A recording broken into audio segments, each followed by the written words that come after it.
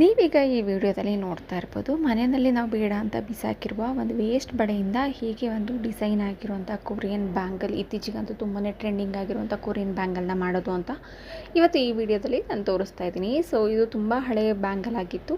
So ನಾನು ಇದನ್ನು ಸ್ವಲ್ಪ ಇಲ್ಲಿ ಈ ರೀತಿಯಾಗಿ ಕಟ್ ಮಾಡ್ಕೊಂಡಿದ್ದೀನಿ. ಆ ಕಟ್ ಮಾಡಿರುವಂತಹ ಒಂದು ಏನು ಇಡ್ಜಿರುತ್ತಲ್ಲ, ಆ ಇಡ್ಜಿಗೆ ಈ ರೀತಿಯಾಗಿರುವಂಥ ಪರ್ಲ್ ಬೀಡ್ಸ್ ಏನಿರುತ್ತೆ ಅದನ್ನು ಸ್ವಲ್ಪ ದೊಡ್ಡದನ್ನ ನಾನಿಲ್ಲಿ ಹಾಕ್ತಾಯಿದ್ದೀನಿ.